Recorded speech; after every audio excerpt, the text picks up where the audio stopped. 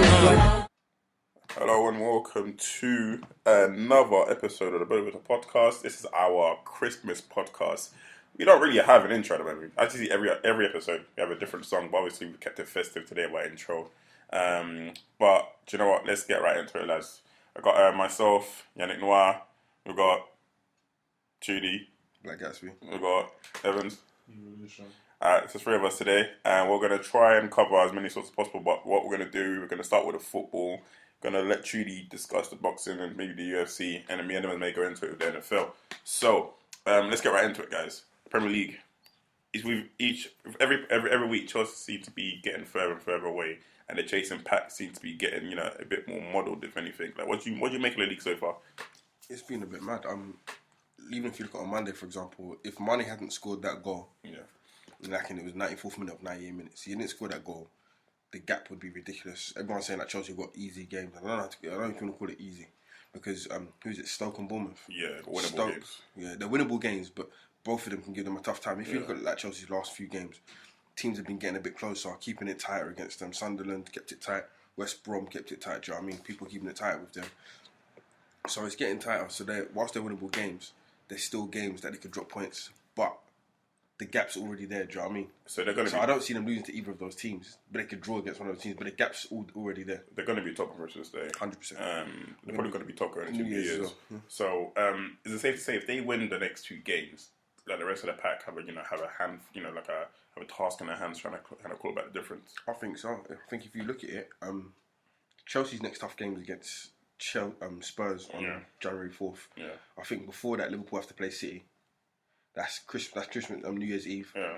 I'm not sure when Arsenal's next tough game, but you just look at it, you can see a gap widening between all that stuff happening because someone's dropping points. Yeah. What's so funny is they're not losing, and they're only losing Moses to Africa Cup of Nations, right? Actually, Nigeria qualified, so they're not losing players to the Cup of Nations, but other teams, Liverpool losing players, United are losing Bailly.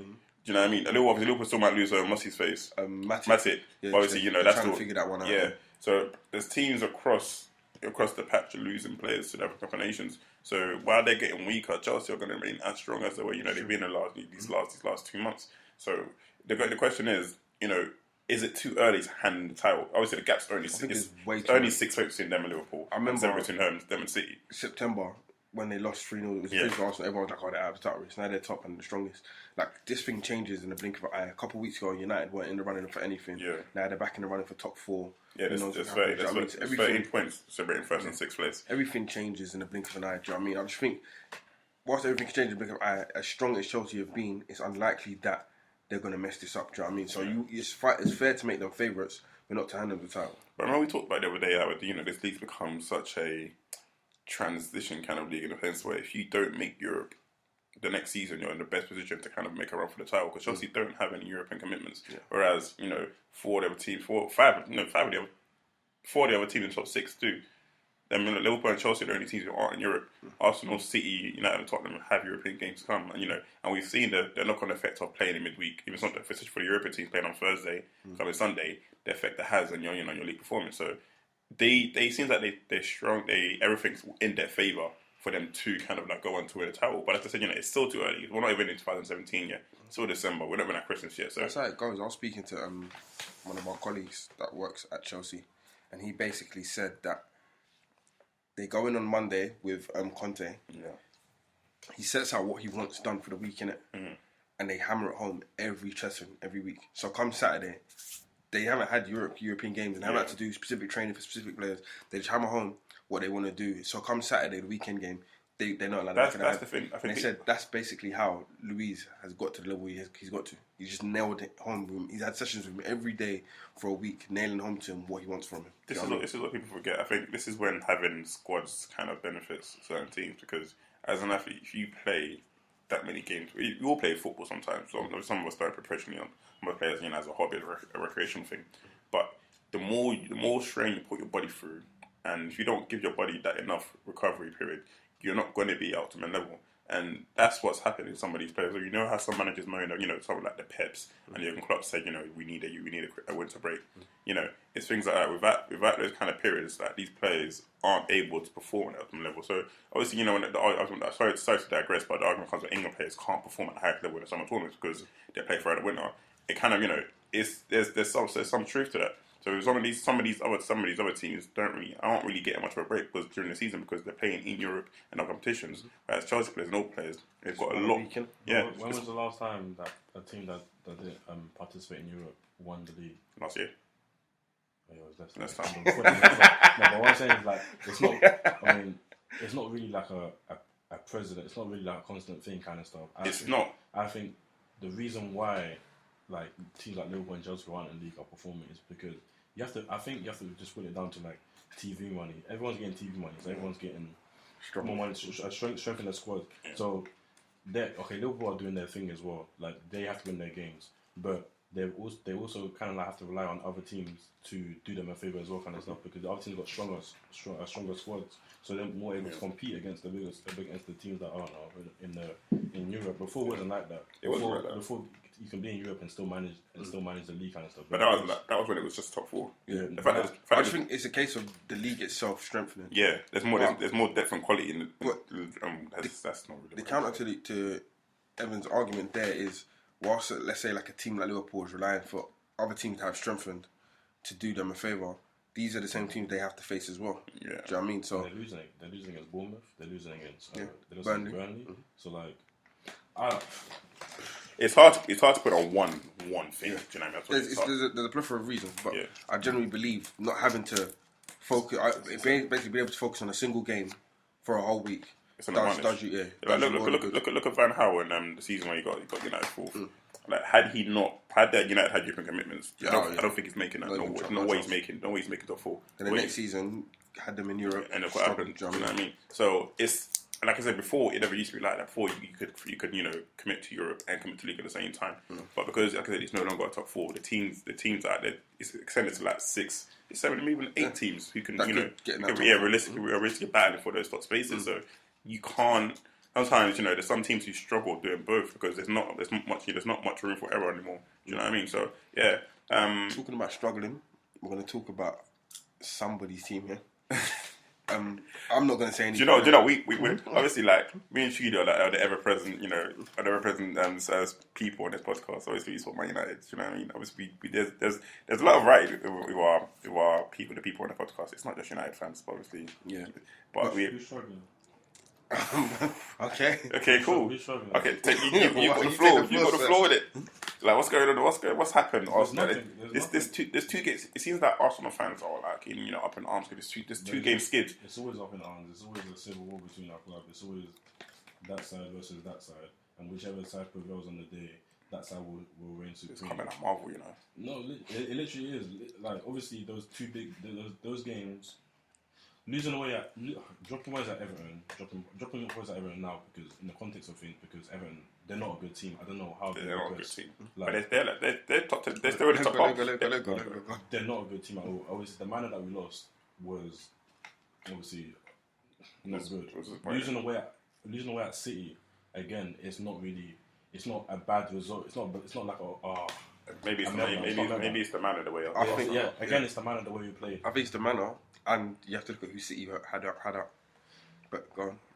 And if you know what, even digress to that game. Okay, cool. Aguero wasn't playing, and you can see how they missed him as well. Because up until they scored, we gifted them that equaliser. I thought we were comfortable, even in the first half. Apart from that Raheem Sterling chance, that open header. We were comfortable. We were comfortable. We were defending. Our game plan was working. City had nothing in the first half. It's crazy because you see how City right now. Yeah, they're up for a battering.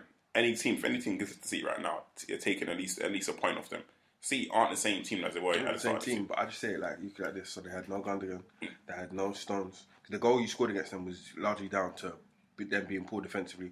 Stones is no great defender, but I would hope that he wouldn't allow for a goal as simple as that. It took one simple pass to cut everybody out. I hear you, but even in that first half, even when we did have the ball, we always looked like we were 100% you're comfortable. Playing something. And then that goal came out of nowhere, and then the response was just... I've never seen a response like that before. It was horrific. I don't know there's reports saying that they were tired or all that kind of stuff, and something like Gary Neville did on Monday Night Football that we ran the most or something like that. We tried to play Atletico Madrid, something I don't even know, but the response was shocking.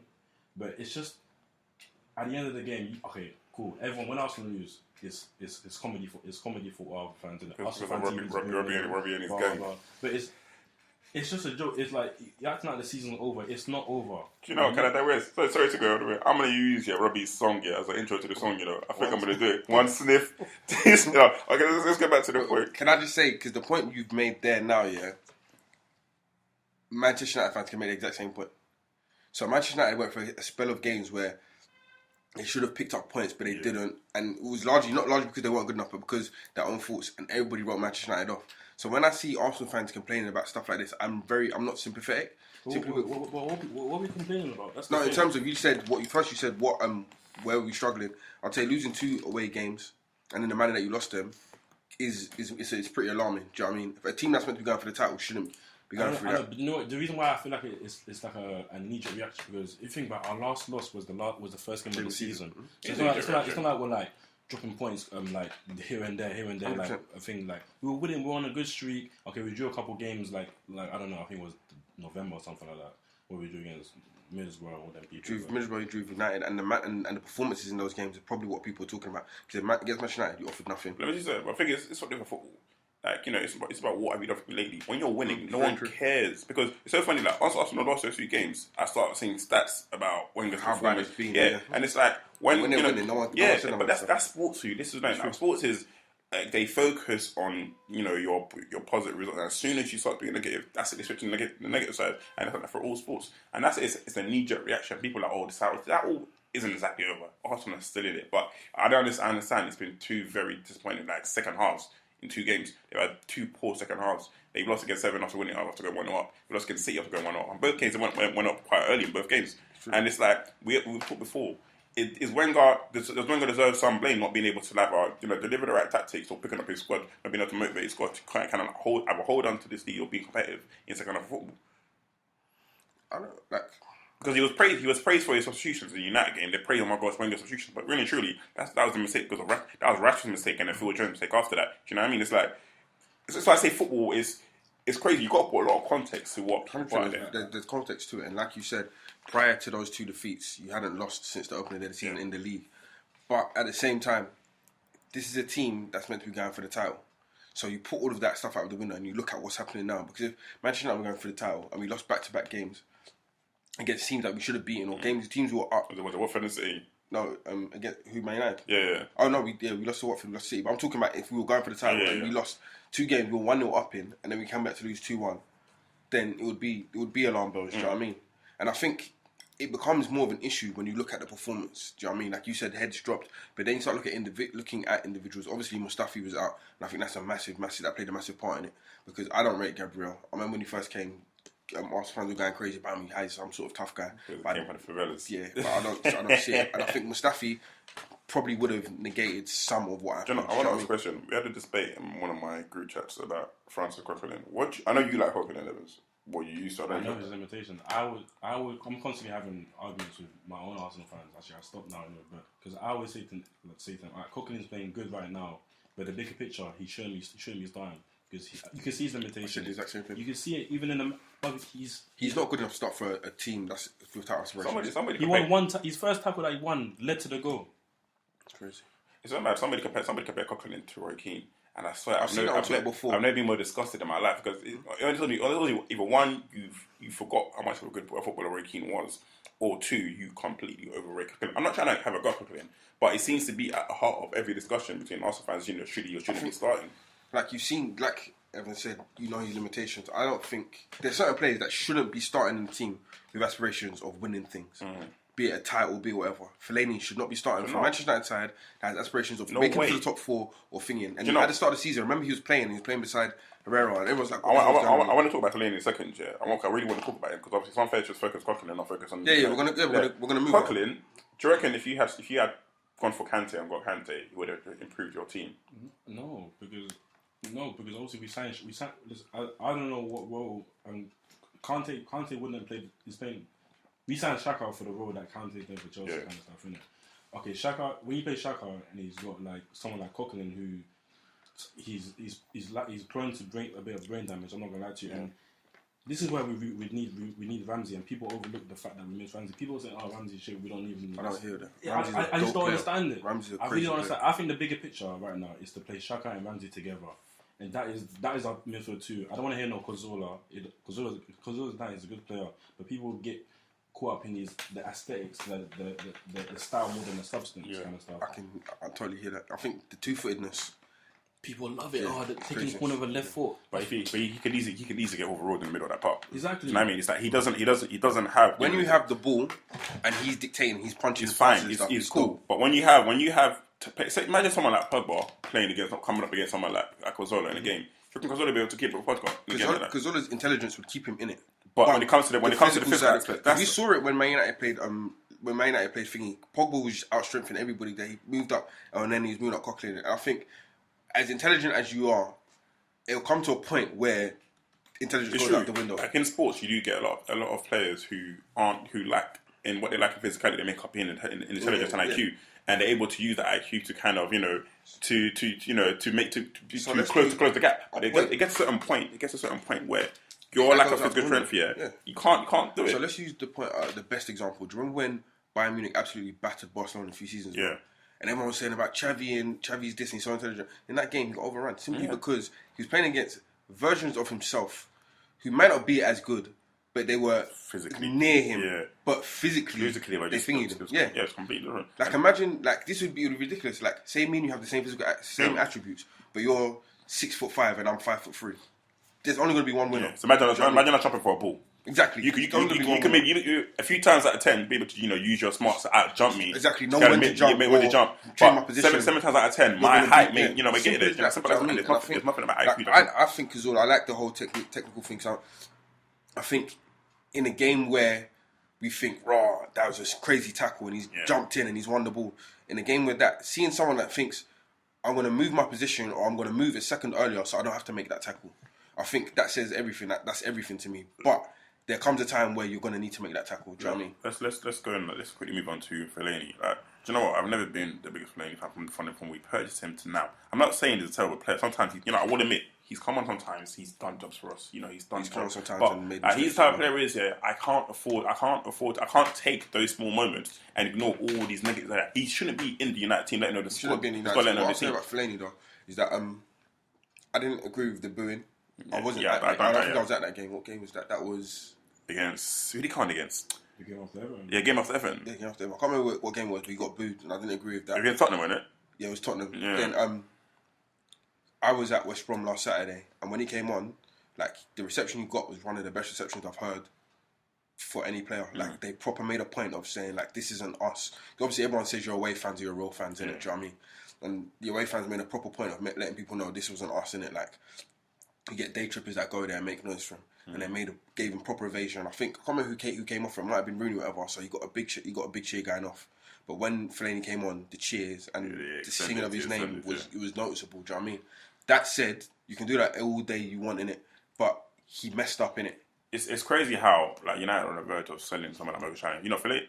Mourinho just doesn't like Shaq, doesn't find Shaq. I think Fellaini might be off as well. But Fellaini, it's the fact that Fellaini, he might not be. That's what I was going to go. He could still be come January. That's what I was going to go. But someone like Fellaini, he doesn't. For a team like United going for the title, you can't have that as an simply because he's such a liability. His best position, he will never get in. He will never get in. If you play him at, let's say like that 10 or off the striker, there's X amount of players that are better. That's the problem. I think where he's hardly his strength here. He's hardly been able to play that position at United because of the players that are there already and because of the system we play. Do you know what I mean? He's hardly been able to do that. So we're having to for the price you pay for him, 20 odd million. You're having to use him in a race just to get value out of him. But even then, he's the detriment to your team. Forcing, do you know what I mean? Even with the thingy, with Mourinho saying stuff like people thought he was trolling. He was saying stuff like against Arsenal.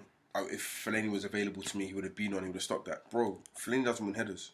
That's worse. It's on his sides. How many sides? Do you know? He doesn't. Defensively, he can chest the ball down. I wouldn't want to see him chesting the ball down in the box. Defensively, he can't win headers. I think he's even offensively. I see him get out jumped. I don't really like. Everyone makes this big point about him being tall. He jumps, uses his elbow, and gives away a free kick. That's the problem. He gives away fouls. So say he's gone up to win that header with a cross from Oxlade in the box now, and he gives away a penalty. Giroud scored the goal in it. But I think he would have been in even more trouble if he jumped up, used his elbow, and he gave away a penalty. Probably would have punched him for the West Cross. He probably would never play for Man United again. You know what I mean? I think giving away that penalty against Everton as well, you look at it, and it was so obvious what was going to happen. I remember we had a discussion before. Someone said, he's been an important player. And I said, no, he hasn't. Who? Fellaini? Yeah, I was arguing people and they're making him look like a madman. I was like, no, he hasn't. You're confusing, his being used, and his usefulness with output. Certain managers use him, innit?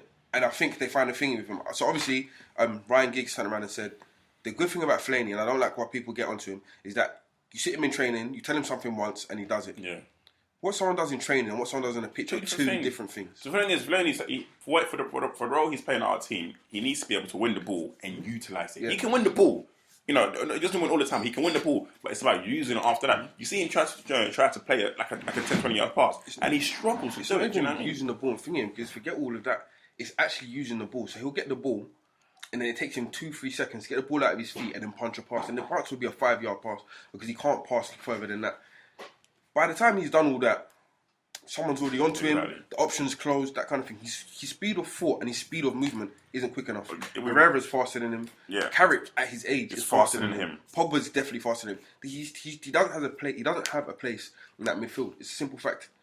Bringing him on and thinking, we'll use him to tighten up games, it's dangerous because as we saw against Everton, he can give away a foul, he can give away a penalty. Yeah. It's a funny one. Like I can say, I don't agree with booing players, or but I would say I don't think this player is gonna. Alan Pardew just got sacked. Alan Pardew just got sacked. Yeah. He's been sacked. That's crazy. Wow. The thing is, he just started. I was going to talk about turning around. I was going to talk about the bottom half after. Not really turning around, but he's getting performances. Yeah, getting the goals in that kind of thing. I was going to talk about that because they're 7th right now. Mm-hmm. I was going to talk about the bottom half, quickly after, because it's unfair to focus on all the big teams all the time and not cover the bottom half. But we'll get into that reason. That's breaking news on the pod just being sacked. But in terms of the top 6, it's crazy because two teams have to lose out. Yeah, 2 teams have to lose out. It's a long way away. And it's like there's so many up and down performances that I can't pick the 2 teams to lose out. We talked about it. We're going to do this every week. We're going to ask about the top 4 every single week, and we'll see if it changes or not. Mm-hmm. So your top 4 quickly now before we move on to the bottom half. Right now, yeah, I'd say going off right now: Chelsea, Liverpool, Arsenal, United. Cool, Evans. I think it's too soon to say. No, but we just skip it every week. Every week, we're going to keep talking. We're going to ask you to see how much it changes. Chelsea, City, Arsenal, Liverpool. I'll keep it the same as like last time. Chelsea, City, United, Arsenal. Mine was in order, by the way. No, it's not in order. It's not in order. Alright, cool. Let's talk about the mark for the table. So right now, obviously, we just heard that Alan Pardew just got sacked. Palace sitting in 17th place. Do you reckon that was a bad move? To sack him? Yeah. It was a good move. I don't know. That's what he's talented, and he's misusing it. Well, talented and misusing it. 100% agree with that. You can't deny that. The level of play that they have. Like their record over the last 18 months is actually terrible. I think they've won how many games? I don't think they've won. They lost 22 games or 21 games in calendar year 2000. Yeah, I don't think they won double digits. They're not definitely double digits. I think it's like 5 or 6 games they've won. It's mad. I totally get what Evans just said in terms of their being misused, but in the same breath, you look at stuff like that and you feel like, is there a manager out there that will come out and turn that team into winners? Or not winners, but survivors. I mean, because people could survive, but with the players that they have, you'd be thinking, these guys should be winning. I think there's so many more factors to it rather than just the manager. Yeah. I think you look at their defence, for example. The defence is no great shakes. Offensively, they're very good. Do you know what I mean? Obviously, Mandanda's out, so that's an automatic knock. But offensively, they're a better team than they are defensively. And even in terms of their midfield, that Kabay is good. But I look around past that and I just don't feel like there's anything there. So if all your strength is offensive, then you will find yourself in a position where it's like Liverpool, for example. Yeah. You've got a terrible defence but a great attack. You're going to find yourselves against teams that you can't break down, you can't score against. I think they'll score against you. For a team that has, I'm not saying they have the most talent. They have talent. They shouldn't be struggling at 17th place. It shouldn't be on such a bad run of results for the last 20 or so months. Like it's fair, and in one breath you're thinking it's fair to sack him, but because I think people like Pardew, like his personality and the way how honest he is. Probably you're saying maybe it wasn't, but really, if we look at it's a result-based business. He deserves to go. But then there's other teams in that bar. Like Moyes is there struggling with something. Sunderland are they've got some really dodgy players. But at the same time, they've still got enough talent to be able to survive the Premier League. But Sunderland are the type of team where... What I'll say is the difference between them is that the level of player that each club has. Yeah. Palace's players are definitely better than Sunderland's. And it's also said as well that Moyes wasn't able to get in the players that he wanted. Yeah, that's fair. Do you know what I mean? Fair. I'd say beyond Defoe, they don't have real quality. They don't have real quality. They have. I think so. What I say is Sunderland have players who have a lot more mistakes in them than Palace. Do you know what I mean? And like I'm looking at the bottom. Okay, let me look at the from 15th down. So the bottom 6 or so teams got Leicester in 15th, which is crazy for the reigning champions. They got 17 points. So literally are 3 points off the bottom. Off the relegation zone, sorry. We've got Burnley in 16th, Sunderland in 18th, Swansea 19th, and Hull in 20th. Out of those teams, how many of those teams do we see surviving? I don't think Leicester are down, but... No, Leicester will probably stay up. The reason Leicester stay up is because there's 3 teams worse than them in that list. Swansea are gone. That fell. From Swansea, they have... I don't want to use the word talent, but they have talented enough players. But not to the level of, let's say, a Palace. Okay. They should never go rid of Gwyn. Yeah, they should never got rid of him. This is no problem with these lower teams, I think. Wait, they should never got rid of who? Antonio Gwendolyn, or his name is. Oh, I don't think they should have got rid of Gary Monk, to be fair. I don't think they should have got rid of Loudrop. So this is the problem. These smaller teams, it's like that kind of, especially in NFL when you've got teams like the Browns and the teams like the Jaguars, it's like poor management decisions. The decisions made at the top are such bad decisions that almost knee-jerk reaction decisions so that it affects teams for long periods. If you take away that, it's like taking away the wrong Jenga piece. It may not collapse, but eventually you're weakening that so much that eventually down the line it's going to collapse. And that's what these teams are doing. I think it's a results-based industry.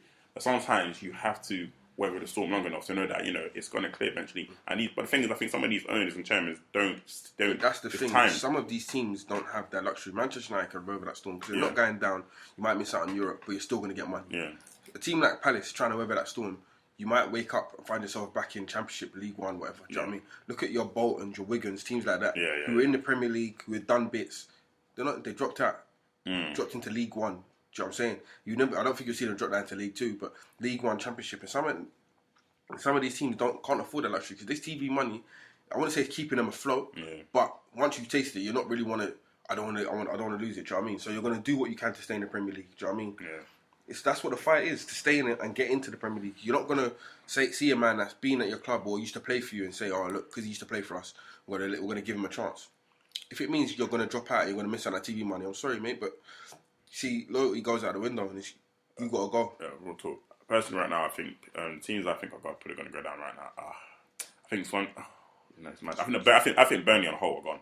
I don't think Burnley have enough Hull probably go. I'm not sure about Burnley. I don't think they have enough goals in them. Even forget their home stance, they're terrible on the road. I think even against Spurs, they got to go against Spurs, but even then Spurs were street strong for them in. I don't think they could. You look at Burnley and they beat Palace. Do you know what I mean? And Burnley beat Palace. I'll be honest with you. Let me say something about Palace stuff. If you could turn around today, Manchester United were mad unlucky against your Burnleys and your Evertons and this and your that, then Palace should be afforded that same kind of thing as well. Palace. They had that thing with Swansea as well. They conceded late against United. Even against Chelsea, they were Chelsea tight. Do you know what I mean? Do you know what I mean? So it's not. If you can afford one team because they're a bigger team, that luxury, then Palace should be afforded. I personally don't think Palace are going down. Like I said, I think Burnley. When it's all said and done, I think Burnley. You just have to see who comes in next. Burnley, Hull. Do you know? I don't really agree with January signing just for the smaller clubs. It doesn't have the impact that they always think it is. I think it's all panic buys, isn't it? You don't know that. Look at who did it? Was it Birmingham? When it was from? No, Birmingham brought in thingy. Would Birmingham? This was a couple of years ago. Would it have been Diggory? That's wild. That's wild ago. I don't think it was a thing. I'm trying to think of who. I'm trying to remember who I was talking about. But like, I think for a smaller team, it can have an impact. Do you know what I mean? I don't know. Like I said, people are funny about January signings anyway. But I think winter signings, if you get the right one, and that's the problem. If you get the right one, I don't think it's about getting value. You rarely get. It's rare to get value in January signings, but it does happen. But it happens. It United happen, with what's his name? He used to play for Celtic. Henrik Larsson. Even Arsenal for a brief period with Arshavin. Yeah. And never forget that moment outside Emirates. Yeah, snow day in Emirates. But as I said, for that bottom three, I think teams like Hull and Burnley, I think those are the two to go down in my opinion. I don't know what you lot think, but I think those two are going down. Let's quickly move on. This is one of our debate topics. we're going to talk about centre forwards in football. We're going to talk about the Premier League first, and we're going to move on to the rest of the world. You know, who are the best centre forwards in the league at the moment? I'm not talking about forwards, my centre forwards. You know, your orthodox centre forwards. I think right now, without fail, you're looking at Aguero. Yeah. Aguero can play the number 9. He can play other positions as well. But you're looking at your Aguero's. You'd say Costa's been banging for. And then you say Ibrahimovic as well.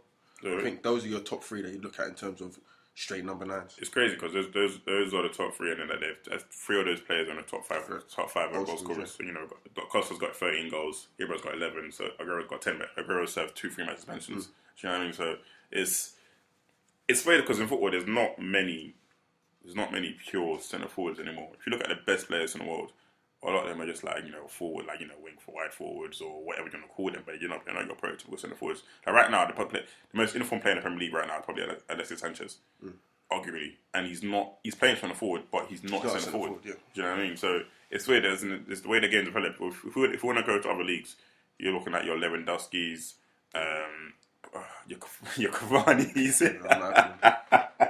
Hey, Evan, Gino won't let me Evan, what's your views of Cavani?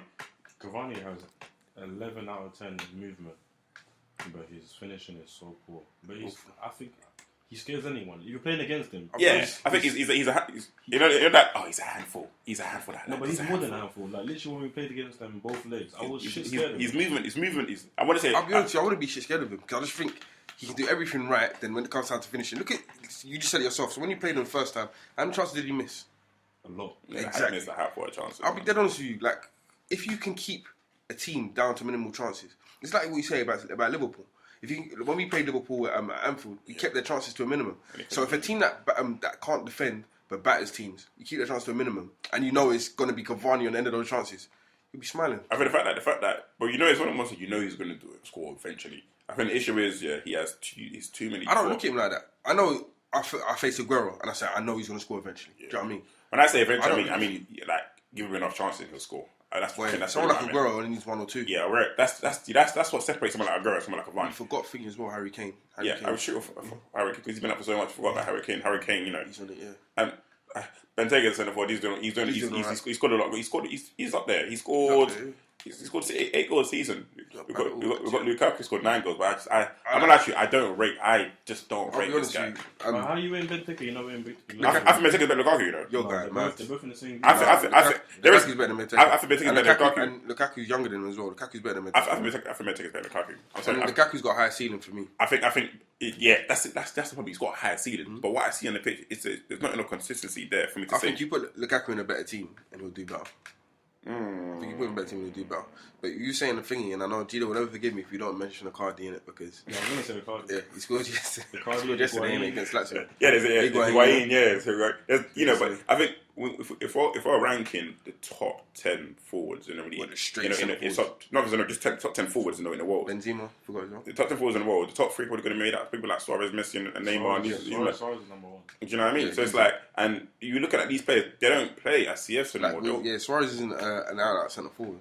You know what I mean? He could play him there and he would still score. Exactly, that's the problem. It's crazy because these pure centre forwards are crazy. Like they're dope. Like we're gonna lie to you, Lewandowski, Higuain, you lot mentioning Icardi. Like all these players are dope, but it's like they're not there when you're ranking at the best forwards and all. Like would you rank Sanchez over Lewandowski per se? As a striker, no. But as a forward, in terms of getting you goals, yeah. You see who's scoring goals now. Sanchez is doing his thing right now. It's probably some of the best football Sanchez has ever played in his career. I think this legit Sanchez's best spell as a professional brawler. Even his time at Barca was dope, but right now I think he's playing at his level. The thing about Barca as well, is that Barca can mask things. Do you know what I mean? Like I'll just turn around to someone and we're talking about, let's say, Victor Valdez. Yeah. And Victor Valdez won't concede tons of goals simply because he doesn't have the opportunity because he tons of goals because Barcelona will have possession and they'll ball with them. But you put him in a normal team and then you'll see him for what he really is. So you take a player out of that situation, you can see them more for themselves. Sanchez, you've taken him out of that Barcelona thing because Barcelona are going to score goals. It's a fact. You're taking him out of that situation. You're seeing what he can still do anyway. He did it at Udinese as well. Look at opposite Pedro. Pedro has even he's had a decent spell after the poor start. But Pedro, you're taking him out of the fast team. He just gets shadowed of It doesn't look the same. You know what I mean? And it happens. Like, so that's the same. Like Sanchez right now is dope. Like, it's crazy because always, like I said, he was doing that Udinese to get that. Yeah, exactly. When he left Udinese, which is what remember. Linked with I was even saying when City was linked to City, I thought, oh shit, City going to sign him, and then obviously went Barcelona in the end. He's a good player, man. But like, it's crazy because where like. In terms of obviously the centre forward position it's not. I wouldn't say it's not, but it's still important. Depending on your system, it's still important. Having a dope centre forward, you know, it'll bring you goals. Look at United this season. That's what I was about to say. That was the exact point I was about to make. Having a proper centre forward makes the world of difference. When Man United went through that spell where Ibrahimovic wasn't scoring, we had no one else to put those goals in. He missed some ridiculous. That game against Burnley. The chance he was missing. Can we put him in the setting where obviously he's much better than Cavani, but in terms of wastefulness, he's been just as bad as Cavani this season. I'd say this season, but he's not normally. He's not normally. We talked about this in the last podcast how it's just the change in quality. It's a different quality between Ligue 1 and Premier League. Maybe he's. I think there was a level of fitness to it as well. I was speaking to someone as well, and they was like, "Oh, when you saw him against Bournemouth, he might have scored those goals, but he still looked like he wasn't. But he's 100% sharp. He's played a lot of minutes last season. Yes, he played pretty much every game. He's even played in the cup games. Arsenal, where he was suspended. Innit? He's played in the cup games for us. He's got a couple minutes under him, and he's this is the disgraceful. He's 35, but the disgraceful part of it is you look at him and you compare him to someone like Wayne Rooney. Yes, Wayne Rooney's like 31. This is the problem. The difference. We talked about Bernard Hopkins last time, and it's like if you some of these athletes look after them, but they treat their body like it's a temple, which is why they're able to have a long career. Wayne Rooney's probably gonna be done at 34. Fam, if he lost that long, like it's crazy. Sure, if you last that long, you may effort to like somewhere like America or maybe China, and get a few more pounds. But it's like he's done. He's played. He's top level player. He's finished. Yeah, he's played. You know what's funny thing is after the start of the season, he's played a lot better. He's improved. He's improved. That game against Watford is probably one of the worst performances I've seen in United. So when people give Bebe stick for that game against, I think it was Wolves and stuff like that, you need to add that Rooney performance in that kind of thing. It was terrible. It was proper bad. Horrible. But oh no! Like even Rooney as an out centre forward was pretty good. I mean, in his hate, Rooney at his peak. People forget this. Yeah, Rooney was sometimes he was unplayable at times. 100% unplayable. When he was a lot younger, he was a problem. He was unplayable. Obviously, and I think if you turn around to a young person now and said, "This guy here used to be one of the best players, if not the best player in England," they'll be like, "Raw." You know what I mean? But he's almost like the football version of Rocky Hatton. Different Friday. He lives off the field. He lives that lifestyle where he puts his body through so much, for smoking, drinking. And fair enough. You've worked your way back to fitness, but your body isn't the same. You're not able to move. Your mechanics are different because you've not taken care of those critical areas of your body. So as an athlete, we realize, you realize just how your body reacts to a better lifestyle. Really, just not done that. Look at Ronaldo. Look how Ronaldo's looking. Exactly. You know what I mean? He looks after himself. That famous story as well when they turned around to the two of them and said, "Look, you're both great footballers. You both got the ability. Now it's down to the little things. Do you know what I mean? Like how your body is." And Ronaldo took that on board, and he went. And do you remember Gary Neville said he went away after 06, after the World Cup in 06, and he came back and he turned into a man. And Wayne Rooney was turned around and said, "I'm a footballer, not a bodybuilder." I think that's the exact words used. "I'm a footballer, not a bodybuilder." So he didn't bother to do all the gym stuff. And certain people's body types are just like that, innit? Do you know what I mean? But if someone offers you that advice and says, "Look, take care of your body, and this will make you a better player," and you turn around and say, "I'm a footballer, not a bodybuilder," there's a level of arrogance to it. Do you know what I mean? So what's happening to him now is pretty much his own fault. Yeah. Do you know what I mean? Alright, so cool. So do you reckon that centre forward position is so important in football? I think it's important, but not as important as it was. Like back then, we had like a Shearer. Do you know what I mean? 4-4-2 days. Do you know what I mean? Someone that will put the thing in there. You can have your wide man that will put the ball in. Do you know what I mean? Or you can have your floating number 9, your on false 9 or whatever. So I don't think having an out and out big burly centre forward is as important as it was. But especially for the top teams anyway. Alright, cool. Let's move on to the boxing and some UFC talk with Trudy. Yeah. Your boy, man. It was crazy still. Them Jordan faces killed me. I know you were hurt, bro. Bro, it was like 5, 6 in the morning. I'm sitting up and did you see? I was tweeting some guys. He was a fighter. He fought Adonis Stevenson in the summer. I even forgot his name. And he was just talking smack. I just got onto him and I started posting him pictures of himself getting knocked out and stuff like that. And eventually he ended up blocking me. First he was trying to go back. We're going back and forth. And I just got onto him and I turned it up and then he ended up blocking me. But yeah, it was a weird fight simply. And it was a strange fight for him to take first off because Joe Smith had just was coming into the fight off a knockout of Andre Fonfara, who was a pretty decent light heavyweight. He knocked out Julio Cesar Chavez Jr. and everyone was like, "Bro, it's a tough fight," but that's what Hopkins is like. He does stuff like that. He takes tough fights. He, at the age of 50, he fought Sergey Kovalev, which made 0 sense, but he did it, and he went the whole 12 rounds with him, kind of thing. And I just thought it was a crazy fight for him to take. I didn't think Joe Smith would be able to do that, because obviously he's never been knocked out. Yeah. His last fight ever, he got stopped. It's almost like a fairy tale ending. Yeah. You know? So it's weird because Hopkins is normally trained by a guy called Brother Nazim Richards. Yeah. And I saw an interview him. I tweeted it before. I was like, bro, why isn't Nazim Richards in his corner? And then I saw an interview with Nazim Richards like a week ago, and he said Hopkins has done everything. The only thing they've never been able to do is knock him out. And I don't want him to go out on his back. And true enough. Obviously, he wasn't knocked out like that. Yeah. It was a technical knockout. But he was knocked out, and it's the only time it's ever happened to him. And it was true. It was just true enough. It's like it was gonna happen. Do you know what I mean? There were so many easier fights he could have taken. He went with that one. It was a weird one. But that's a testament to his character, though. We talked about how he's conducted himself as professional. You know what I mean? And this, we've seen a lot in all like kind of combat sports. In the sense where some people shying away from the top challenges. Do you know what I mean? We've talked about Joshua. How he's not exactly fighting the big cards, or if he's fighting and past their prime. He's probably methodically put together. So obviously we've seen how he's decided to take his career. Obviously, someone like Hopkins. Obviously, you won't look at this knockout. Some people, some like fairway fans probably say, "Oh, he got knocked out." Blah blah blah. Forget everything. Listen, Jordan face will crying Jordan face will make your chest feel pain, bro. Even some of my favorite athletes and teams, I've had the fate, the Jordan meme. Nobody wants that Jordan. You don't want that Jordan meme, B. Like it be like that, but so he's never shied away. So so it's a weird one, but like he's done now. I don't think. Do you reckon this tarnishes the legacy at all? Not in the slightest. Like he's lost fights before. Yeah. Like I said, he's never been stopped. But he was actually doing pretty well in that fight. To be fair, like I think the first round, he was overwhelmed. But he started figuring it out, and he's like making him miss, landing his own shots. But you could see the age in him. Do you know what I mean? And I think the smart thing Joe Smith did was he made him use his legs. Like he forced him to work. Certain fighters would have been dumb enough to let him sit back and dictate and fight at his pace. And Joe Smith didn't do that. At first, I thought it was a push in it, but he was generally stopped. Or he was knocked out of the ring. So it is what it is. But one thing I was going to discuss, because it's basically the end of the year, there's going to be a couple fights on New Year's Eve, which they normally do.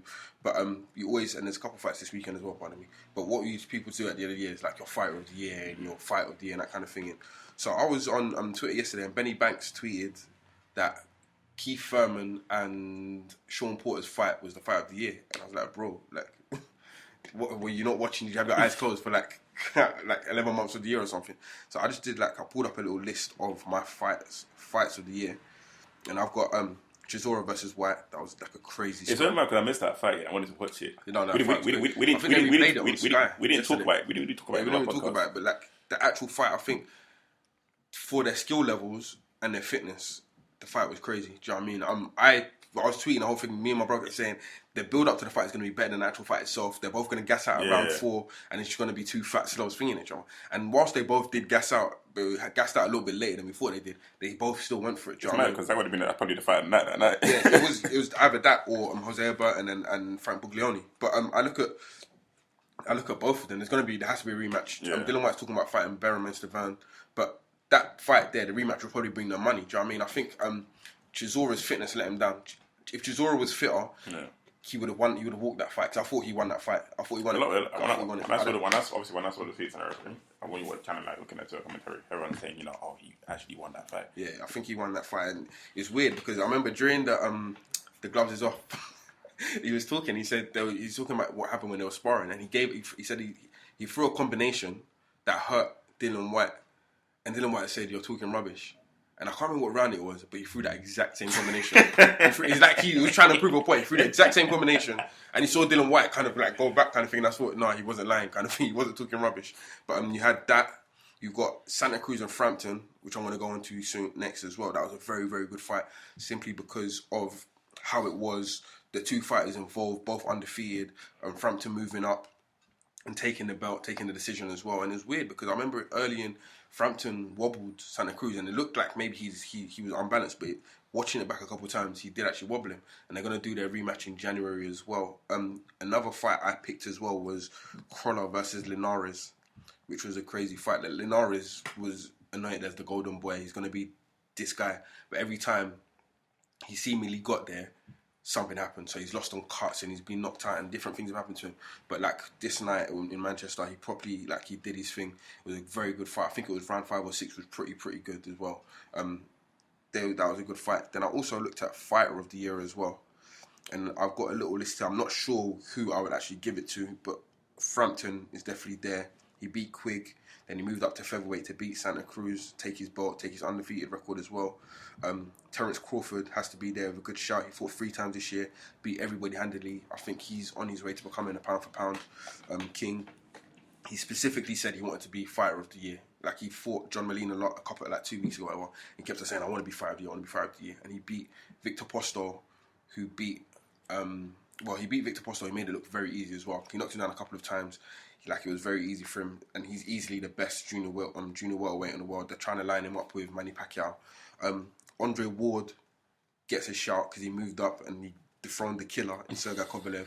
A lot of people are saying that Kovalev beat him, and I think that's probably the reason why he doesn't get the full nod, simply because how close the fight was, and people are still unsure if he won. Also, he's had a couple other fights this year, and none of them were really spectacular. Even though they were very good. Like I said, I'm not the biggest expert in this, but isn't he touted as being the next best thing? I think he's as purely for skills. There's one combination, a sequence against Sullivan Barrera, I think it was, where Sullivan Barrera thrown a hook, he's caught it. Then he threw his own hook and then he caught the shot and then threw his own shot back, countered it. And I think skill wise, it's ridiculous. And one thing I will say about the, Ward and Kovalev is that if you turn around to both of them and said to them, "How do you see this fight going?" Kovalev would have "I'm going to knock him out." Ward's "I'm going to grind this out. I'm going to beat him up and beat him." And the fight went closer to how Ward would have described it than Kovalev described it. So I think Kovalev beat him. Another fighter that I put down is Vasily Lomachenko. He's another fighter whose skills are ridiculous. Skill-wise, he might be the best boxer on earth right now. He does. I think I said it last week or in our last pod. He does this thing where if you've got your guard up, he uses one hand to slap your guard down, and then throws his shot quick enough to land it on you. He moved up. And he beat Rocky Martinez, knocked him out, made really light work of him. And then he was meant to have a super fight with Nicholas Waters in November. And he just beat him so bad, Nicholas Waters quit. And it wasn't I'm beating you up. It's I'm just making you look an idiot, make you look so bad that he just turned around and said, "I don't want to fight no more. I can't do nothing with this guy." And he quit. So those are my shouts for Fighter of the Year. People probably have other people. You can say Canelo's and people like that. I don't think Canelo comes into the argument. But that's my shouts for Fighter of the Year. In terms of the UFC, Ronda fighting soon. Ronda's fighting. I think that's end of the year. So yeah, you've got the most interesting thing for me would have been Jose Aldo did an interview a couple of days ago, and he basically said how Khabib ducked him. They tried to move him up to lightweight, and Khabib ducked him, and other people have been ducking him. Khabib quickly turned around and said that's not true. He's a very proud man. But he also talked about how the UFC has basically kept him and Conor McGregor apart, so he can't get his rematch. People have been having a go at Jose Aldo, he used to be looked at as that guy kind of thing. Then once Conor McGregor knocked him out, people kind of look at him as kind of like a joke. Max Holloway said, "Where's Jose Aldo?" Like he was taking a mick out of him. But he also said that Max Holloway ducked him for a fight as well. And I think stuff like this now, he said he's coming back into it. He's got his featherweight belt back. He's the true champion, that kind of thing. And I think no one wants to remember him as the guy that got knocked out by Conor McGregor in 13 seconds. And I think he was a very good fighter in his own. And I think he needs to get some fights on his belt. Stop all the talking. There's certain people you look at them you're dope. Just don't open your mouth. Yeah. Because the second you open your mouth, you let everybody know how corny you are. How he should keep his mouth quiet and get his fights in, and then he'll be cool. But yeah, that's pretty much it. This is the point in the podcast where we move on to the NFL. Obviously, Chudi's discussing with the sports. He's not going to put his input into this. That's not true. But me and them are going to take over with the NFL. We're going to just talk about what's going on right now in the league. We're going to talk about this MVP race because I've got a lot to say. If Jeff's listening to this, I hope you listen to what I've got to say to you here. I really do. But yeah, we're going to talk about this. I'm going to make my point across. If Jeff's listening, I wanted to to comment back. But Evan, let's go. I want to start with this MVP talk. Me and Jeff had an argument yesterday. Not even an argument, debate. He doesn't reckon that Aaron Rodgers not only does he not deserve to be an MVP, he deserves to be a Pro Bowl. What do you think? He doesn't deserve to be in a Pro Bowl. Why do you think he doesn't deserve to be a Pro Bowl? Because the Lions right now are first in the NFC North. And I feel like there's other quarterbacks that got overlooked, as in Drew Brees, who has thrown the most touchdowns and thrown the most yards. So I don't even. I can agree with the Drew Brees part, definitely, because Drew Brees has thrown more touchdowns and more passes than Aaron Rodgers has.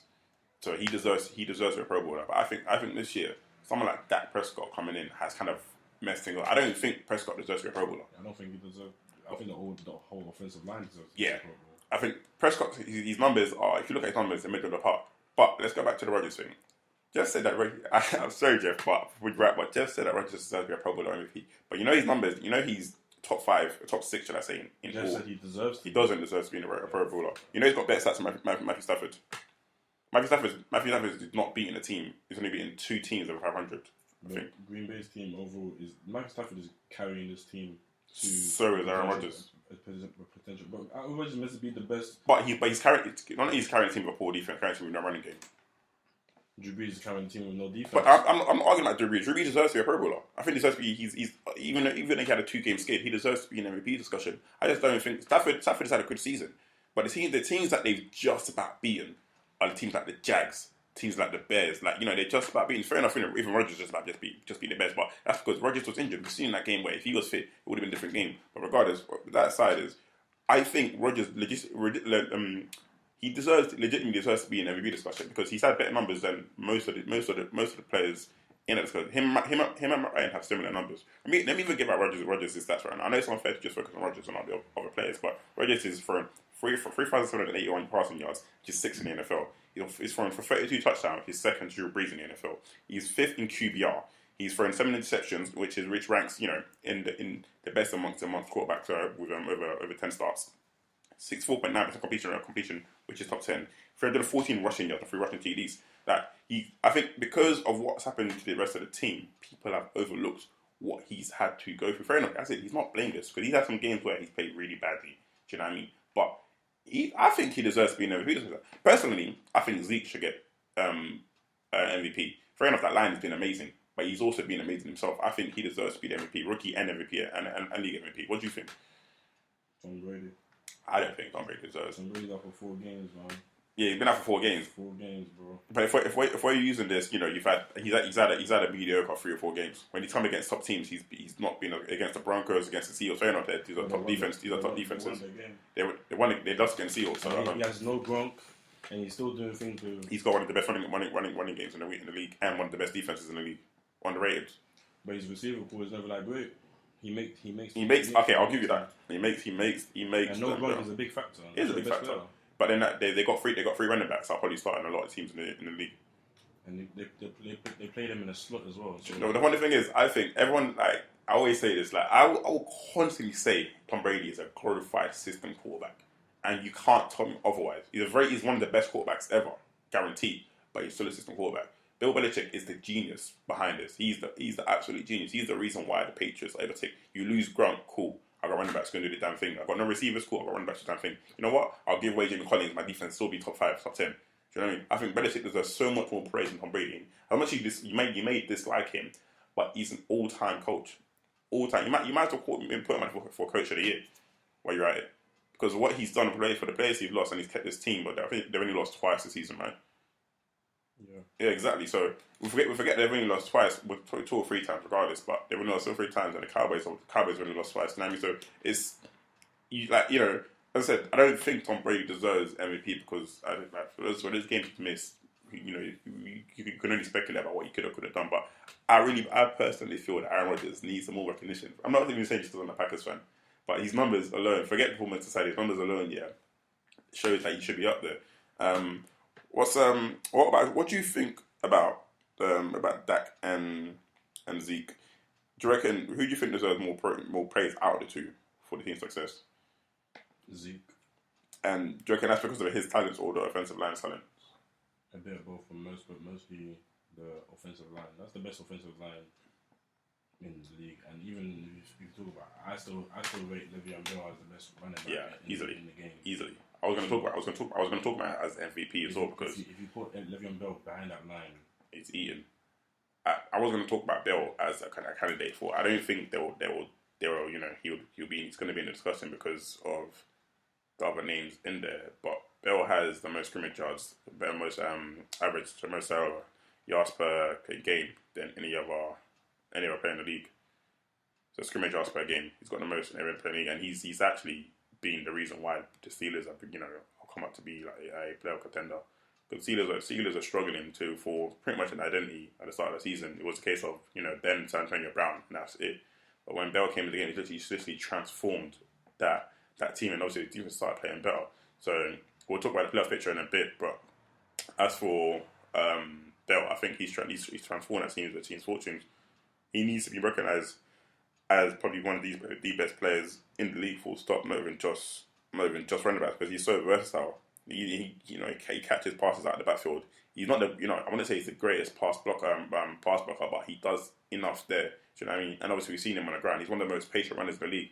But and the thing is, for position like that running back has become so everyone's needed pretty much surplus requirements. Like a lot of the top teams are doing as good as they are because of running backs. Look at a team like the Titans. Titans have got two dope runners. They got Derek Henry. They got what's his name? The Marco Murray. And they've also got one of the best lines in the game. And I don't want to digress so much, but we're starting to see football go back to a ground and pound game where you've got to build a good O-line, because Titans have got a good O-line. They've got Taylor Lewan, he's talking about one of the best linemen in the league.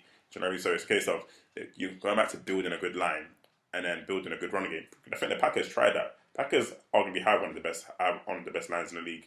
They protect Aaron Rodgers to a certain extent, but they just don't have a run game, which has been a limitation. So the league's going back to having a strong offensive line, having a good running game, and having a good pocket passer, or a player that can wait in the pocket, to bring Travis success. So I think it's going to be with the last. I think going into the last 2 weeks, and I said this, it's a big if Rodgers can run, win out the last 2 games and put numbers on the board despite being injured, I think he legitimately deserves to be in a discussion for league MVP. I don't think he should get it because you've got Derek Carr in Oakland. He deserves to be spoken about. He's had a great season. I would even say someone like, I know the defensive players don't get recognition, but even someone like Khalil Mack. Khalil Mack is the only piece, probably, I wouldn't say the only piece, but he's one of the biggest pieces on that team. Without him, that defense is terrible. They're already bad. They're right now even worse. He deserves some recognition. But let's quickly look at the playoff picture. Now, right now, the division leaders in the NFC are the Lions, the Cowboys, the Falcons, and the Seahawks. And it's not so much the leaders, it's more about the playoff picture. So, wild cards at the moment are the Packers and the Giants. I want to talk about the Giants. I think they're getting a lot of praise for their performance, but aside from the Cowboys and maybe the Lions, they play trash teams. I think their record is a bit deceiving. They're a team who they're 10-4, but they've beaten teams like the Browns. They drew against They beat the Bengals. They also against the Steelers.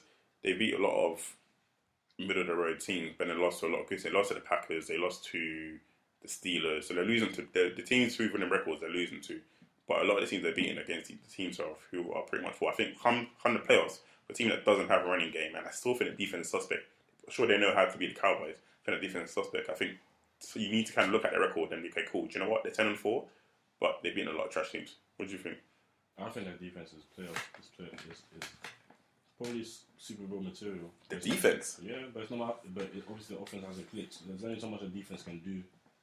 I think in terms, if you take away that, they've taken the ball away quite a few times. Probably scored with takeaways, but I don't think that defense is pretty. I think once the offense clicks, if it doesn't happen, then I think that defense is suspect. I think they're good. They're better than what they were at the start of the year, because the defense clicked somewhere in the season. But if you put that defense up against a team like the Falcons, the defense is struggling. A team in the playoffs, a team like Falcons do have a run game. They probably might face someone like the Falcons. They might have to face. I think they'll beat the Falcons. Do you reckon? I think if it's a shootout between the Giants and the Falcons. That's the thing. It won't be a shootout. That's the thing.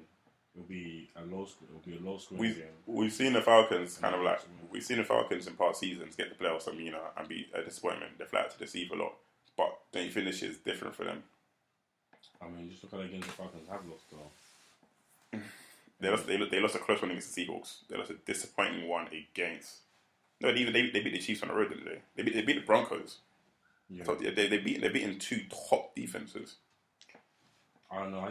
I personally think the Giants' defense is certified.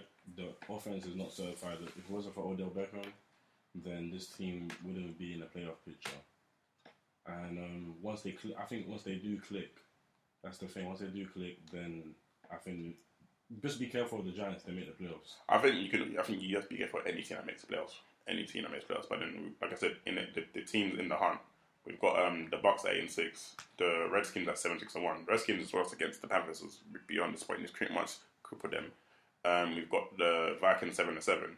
We've got the Saints at 6-8, and the Panthers 6-8. Both of these teams need a crazy sequence of events to make the playoffs. The Panthers need a lot of teams to lose and one team to draw. I think they need the Redskins to tie a game, and a lot of the teams had them to lose for them to make the playoffs. I think the Saints and the Panthers are pretty much out of it. But then if you flip to, do you reckon? Let me even go back forward. Do you reckon the Packers are going to just run out the table and beat a lot of them, beat the Vikings and Lions to make the playoffs? The Vikings will have to see, but they have to win out and hope that things lose. The Lions lose their game, right? We're playing the Lions a lot. Playing the Lions. No, so if we win out, we win. We'll win the division. Whether the Lions really look, the Lions needed to lose the game. The Lions are 9-5. Packers 8-6. So if it comes out to the last game of the season, the Packers will win because of their better division record. But the only time they've lost in the division is to the Vikings. The Lions have lost twice in the division to the Packers and the Bears. So I think that basically the Packers have their own destiny in their hands. They win out, but I think the games against the Lions, depending on how healthy Stafford's hand is, it's gonna be a tough one. It's gonna be a real tough one. If the Packers have a running game in that game, because the Lions have been kind of stingy on the run. Running in that game is pretty much over. If the Lions lose this week, then it's against is it Monday night? I think it's a Monday night against the Cowboys. That's going to go a long way to shaping the division. But again, even if the Giants lose their next game, it kind of brings the Packers back into a kind of like a two-way. They can either go for a wild card or division. It's a crazy scenario in the NFC. But in the AFC, we've got the Patriots obviously in the AFC East. We've got the Steelers in the AFC North. We've got the Raiders in the AFC West. And we've got the Texans still in the AFC South. With the Titans. Titans and Texans are play each other. And that it's great. Even the Colts aren't out of it in the AFC South. It's crazy because anything can happen right now. I think the Texans, even switching to Tom Savage, I reckon they're still not a great team. I think it may sound like I'm sympathising the Rottweiler, but I think they should have stuck by him. Playing terrible, but playing great. But I think that one game you had against with Tom Savage is going to come back to haunt you. They're playing the Bengals, and the Bengals are going to eat them alive. I think the Bengals are going to eat them alive, and it's going to be a case of, okay, cool, do we bring Osweiler back in the game or not? Do you know what I mean? That division is so delicately balanced, but then who's to say the Titans won't win out? But the Titans are so Jekyll and Hyde. They can play good all one way. They just beat the Chiefs. They can go on and lose the next game. So it's so delicately balanced, and it's both because of a trash conference. A trash division, but also it's been an entertaining one where teams have won when they shouldn't have won. So you've got three teams: you've got the Colts, you've got the Texans, you've got the Titans battling out to win out. None of those teams are making as wild cards. So it's why I want to focus on that one first. As for the other divisions, you've got the Chiefs, who are currently in a wild card spot. That loss to the Titans was a disappointing fate where they had that game won, and they really tried to freeze the kicker in ice cold temperatures, which kind of backfired and then Ryan Suckup, makes that long field goal, and now we have a position where they're behind. The Raiders and they've clinched. Raiders on the clinched the playoff berth ready, and you got the Chiefs, who can either win the division or grab a wild card, and you got the defending Super Bowl champions, the Broncos. Their loss to the Patriots, I think this is what kind of gets me about. I feel sorry for certain teams, and the Broncos will pretty much shut down Brady. Brady didn't score a touchdown. Limited to under 200 yards against the Broncos, yet they still lost 10, 13, 16, 3, something like that. It's one of those things where if you had a better quarterback, you win that game. Do you think, let me even talk about the future. Tony Romo, don't you think Tony Romo could land? Obviously, Tony Romo is established for in Dallas. If he goes to the Broncos next season, then are they automatically a Super Bowl favourite? Yeah. Because he's pretty much he can literally pick which team he can go to. I was sorry to digress from the playoff talk, but Romo could go to the Texans or go to the Broncos. All of a sudden, you're a playoff favourite because both teams are listed in talent. JJ Watt comes back next year. As Tony Romo, you've got a defense to rely on finally. Do you know what I mean? So that's something to look at for next year. But back to this discussion, Broncos might not make the playoffs. We saw Akeem Talib had a falling out with one of the offensive line. Was it the old Seattle tackle? I forgot his name now, but yeah, he had a fall. There was a big fallout between offense and defense in the locker room, which happens happens quite a lot in teams. Just don't get twisted. But I can sense these frustrations. You know, they're locking down defenses in games they lost against the Titans and now the Patriots. Games they should have won, but they had a capable quarterback, and then that just show you was Manning, even though he was limited last year, kind of played. He looked like a passing, shadow of his former self. Does that mean that he was actually very, very important to the scene, regardless of the fall from grace? I mean, yeah, it's the experience that if the Broncos had his experience, then they'll be better equipped for this, better equipped in the AFC West, and they'll probably find out a playoff. Now they're from the outside looking in. I don't think they're going to make it, especially with the Ravens in the other division. And yeah. It's crazy because the clincher on that game again. That what kind of lost the game for them was Simeon's interception in the red zone. He makes I think he plays a pass and he underthrows the receiver badly. Manning wouldn't make that throw. Like he said, experience kind of counted in that section because I get a more experienced quarterback when they make that throw. And the thing is, as he released, you can see how he realized it was a bad throw and it was too late to bring it back. An experienced quarterback wouldn't do that. And I said, Simeon hasn't been terrible, but he's not been good enough. To carry the 8-6 now, if I'm not mistaken, and for a Super Bowl team, for the elite defense like that, Super Bowl caliber defense, that's disappointing. So they need to hope. Obviously, let's go talk about the NFC. We're going to talk about the AFC North. They need for the Ravens to lose anything that might Dolphins. If it's possible, because the Dolphins have no Ryan Tannehill, and the Dolphins who are in the wild card spot at the moment. They travel to the Bills, who are also in the playoffs. It's crazy. I love this time of year because you start seeing all the permutations, the playoff permutations. You're thinking, there's so many things to happen, so it needs to make it. But one loss can change the whole picture. So let's give it a little scenario. If the Steelers beat the Ravens fall back in the playoff hunt. If the Dolphins lose to the Bills, who they may do because they're Ryan Tannehill, they fall back. The Broncos win. Now they're back in the playoff picture, but they're playing the Chiefs who are also in the hunt still. So a lot can still happen. So obviously the only teams to certify the playoff spots in the NFL right now are the Patriots and Ravens in the AFC and the Seahawks and Cowboys in NFC. So there's only 2 or 4 spots taken. There's a lot more left. So I think it's going to be an interesting break. There's a game tonight. The Giants probably by the time Wilson probably would have been gone. Giants at the Eagles. Giants against the Eagles. Sorry. And we've got games on Saturday. We've got games on Sunday and games on Monday. So you've got a lot of games to kind of wet your beak over the Christmas break. And come Monday night, Boxing Day, but you probably will get a better idea of what's going to happen in the NFL. I know this section has been a bit haphazard, but I just wanted to get a few things from my Jeff. Like I said, Jeff, if you're listening, come back at me, boy. I think that's it for us today. It's shorter than I thought it would be. It's only been about an hour and 10 minutes. But anyway. I think we hope you guys have an enjoyable Christmas. Don't get too drunk. Hope you go with your presents and whatnot. Have a great time with your families, and we're gonna catch you on the other side of Christmas, baby. Hopefully, we'll have a pod for you for the New Year's before or after. But if we don't see you then, have a happy New Year, guys. Happy New Year. Merry Christmas.